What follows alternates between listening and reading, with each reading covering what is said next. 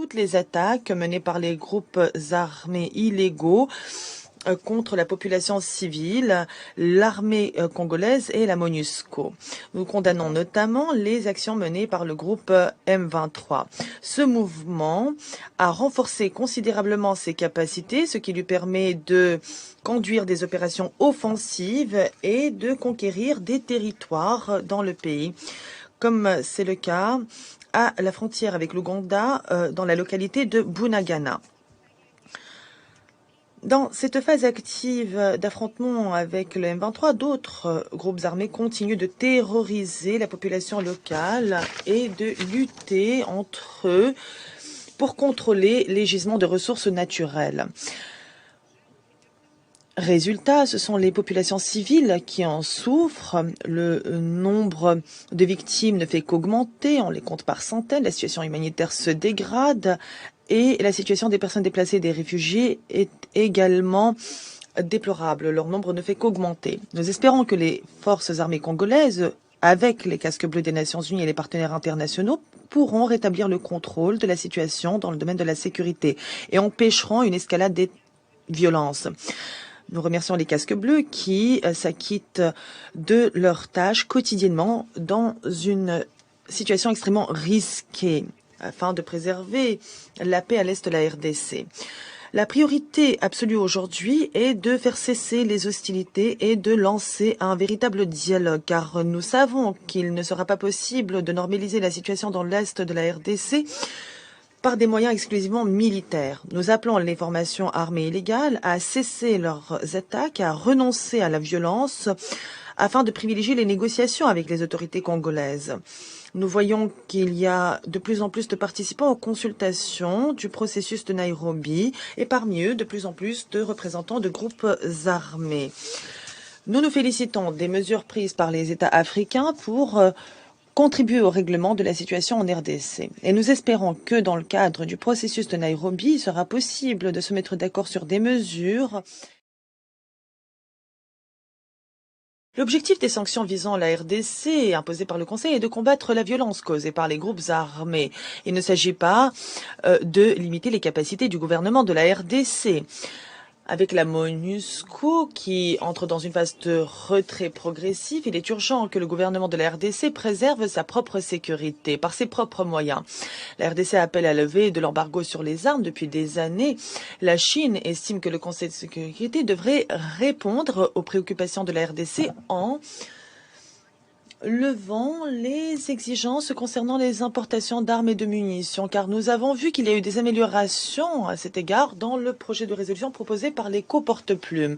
Et nous espérons que l'avis des autorités de la RDC sera entendu et que des avancées seront réalisées. Merci. Je remercie la Chine pour son intervention.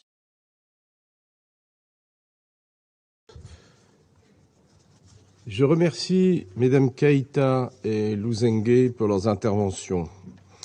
La France soutient pleinement les efforts régionaux visant à stabiliser la situation à l'est de la République démocratique du Congo, alors que celle-ci se dégrade. Les civils et les forces de sécurité congolaises continuent à subir les attaques des groupes armés. La France condamne les offensives en cours du M23 et les actions d'autres groupes armés, dont les forces démocratiques alliées, la Codeco et les forces démocratiques de libération du Rwanda. La MONUSCO met en œuvre son mandat dans le respect des droits de l'homme et du droit international humanitaire. Les attaques contre la mission, qui a perdu 9 casques bleus ce trimestre, doivent cesser et faire l'objet d'enquêtes. Le processus engagé à Nairobi doit se poursuivre. Les consultations avec les groupes armés doivent aboutir à leur désarmement, démobilisation et réintégration.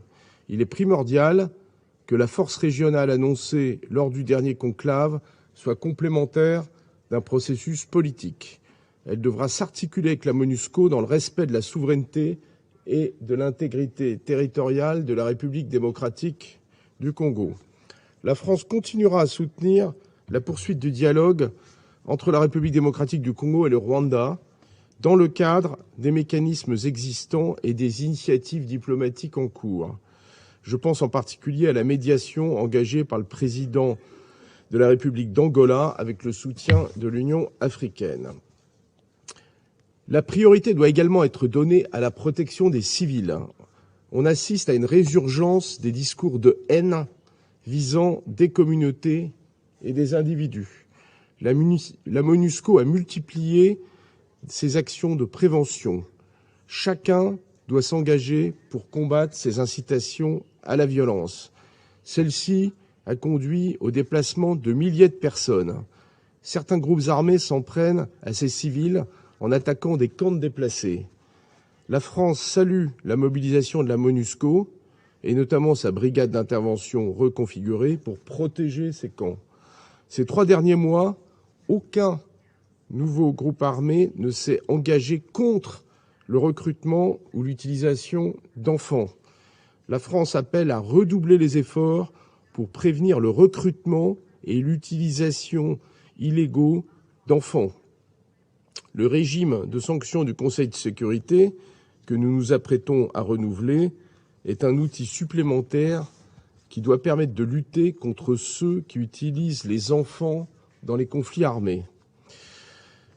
Enfin, nos partenariats doivent se renforcer pour assurer un développement durable au service des populations. La France salue la poursuite des travaux parlementaires pour préparer les élections de 2023, la protection de l'espace démocratique, la transparence, l'inclusivité et la participation des femmes sont de nature à contribuer au bon déroulement de ces élections. En matière de santé, le soutien à la République démocratique du Congo doit s'accroître. C'est pourquoi la France a récemment fait don de près de 300 000 doses de vaccins contre le Covid.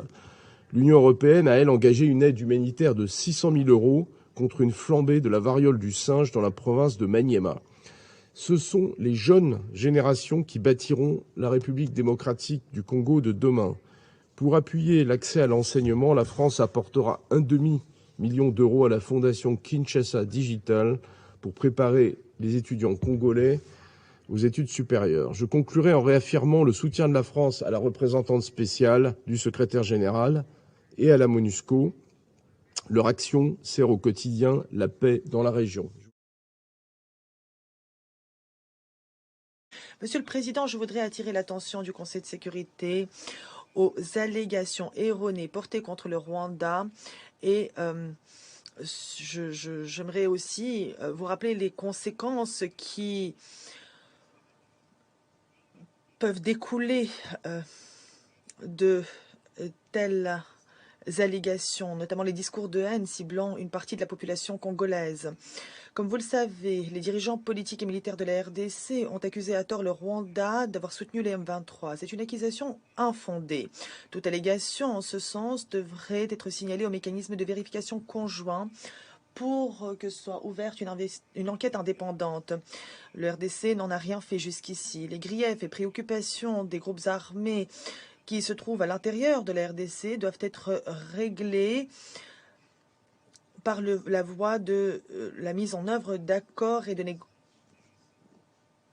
des résultats des négociations politiques ayant déjà eu lieu. Le Rwanda rejette en outre la propagande orchestrée par la RDC selon laquelle les pays de la région souhaitent balkaniser entre guillemets l'Est de la RDC. Ce sont là des déclarations absurdes qui ne s'appuient sur rien et qui visent à détourner l'attention de questions internes complexes. Une tentative de plus de la RDC visant à jeter la faute de ses faiblesses et de ses problèmes internes sur ses pays voisins. Ces dernières semaines, nous avons vu le discours de haine se propager dans les médias conventionnels. Nous avons assisté également à l'extermination, au meurtre, à l'intimidation, à la stigmatisation des Tutsis congolais qui sont la cible d'une rhétorique incendiaire, d'une idéologie génocidaire et de manipulation politique.